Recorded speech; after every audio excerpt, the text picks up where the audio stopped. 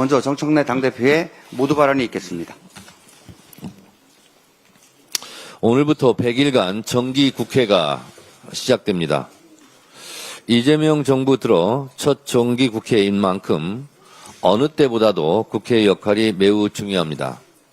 이재명 정부의 성공과 확실한 내란 종식은 무엇이 먼저 나를 따질 수 없는 시대적 사명입니다.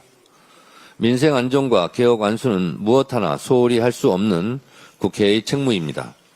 내란 척결과 이재명 정부의 성공을 위하여 개혁 완수와 민생 안정의 두 마리 토끼를 다 잡겠습니다. 더불어민주당은 이미 만반의 준비가 끝났습니다.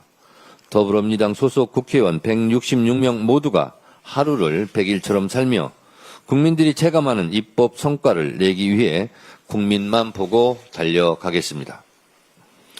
지난 의원 워크숍에서도 원팀, 원보이스로 이재명 정부의 성공과 확실한 내란 종식을 위해 똘똘 뭉쳐 승리하자고 당정대가 함께 결의했습니다. 당정대는 이견 없이 흔들림 없이 원팀, 원보이스로 찰떡같이 뭉쳐 차돌처럼 단단하게 달려가겠습니다. 민생, 성장, 개혁, 안전의 4대 핵심 과제를 중심으로 224개 중점 법안들을 차질 없이 처리해 나가겠습니다. 이를 통해 윤석열 정권 3년 동안 무너져 내린 민생, 경제, 민주주의를 모두 바로 세우고 신속하게 국가 정상화를 이뤄내겠습니다. 구속 기소된 김건희 씨가 입장문을 냈습니다. 한번 읽어보겠습니다. 국민께 심려를 끼친 이 상황이 참으로 송구하고 매일이 괴로울 따름입니다. 하지만 저는 어떠한 경우에도 변명하지 않겠습니다. 가장 어두운 밤에 달빛이 밝게 빛나듯이 저 역시 저희 진실과 마음을 바라보며 이 시간을 견디겠습니다.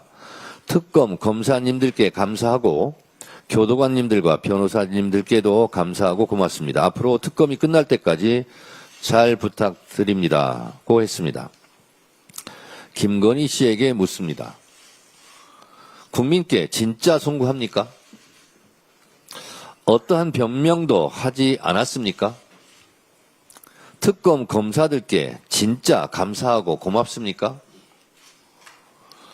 새빨간 거짓말입니까? 아니면 어줍지 않은 신파극 연기입니까? 그런데 왜 진술은 거부했습니까?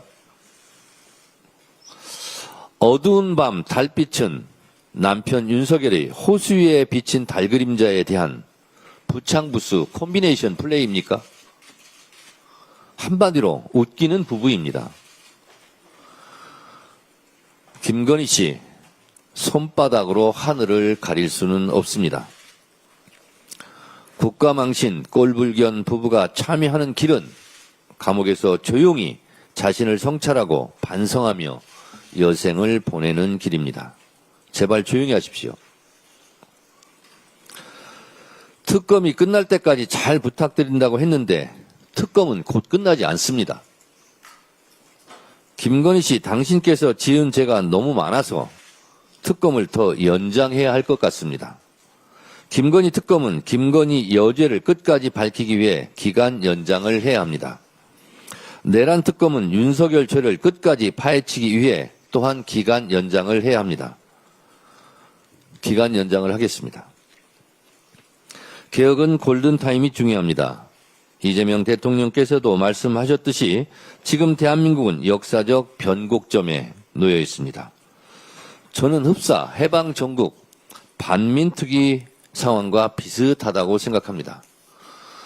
그때 친일파 척결이 시대적 과제였다면 지금은 내란 세력 척결이 시대 정신이고 시대적 과제입니다. 내란 척결이 반민특위처럼 좌절되고 실패할 수는 없습니다. 헌법을 공격했던 헌법의 적, 민주주의를 파괴했던 민주주의 적들인 내란 세력을 발본색원하고 다시는 내란의 꿈을 꿈꿀 수 없도록 확실하게 청산하겠습니다.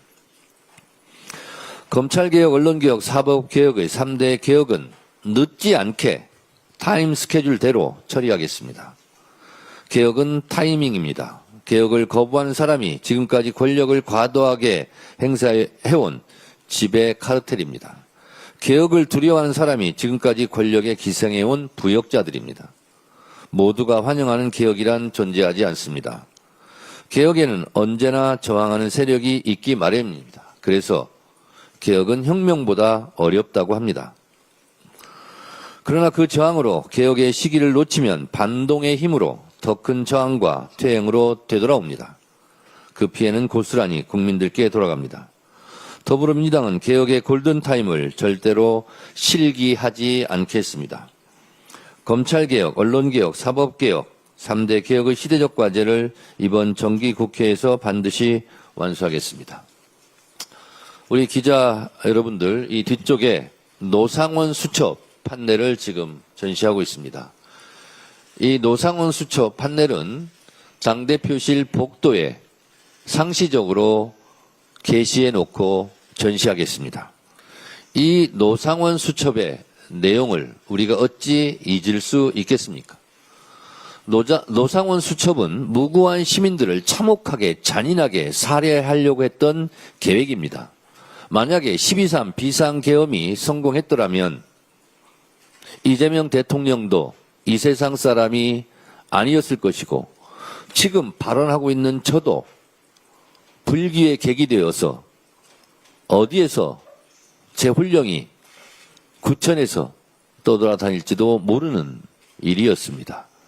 이재명 대통령과 저만 죽었을 것이 아니라 여기 보면 수백 명, 수천 명을 살해해서 영연백에 넣어서 시신도 찾을 수 없게 아마 5.18 때처럼 안매장했을지도 모를 일입니다.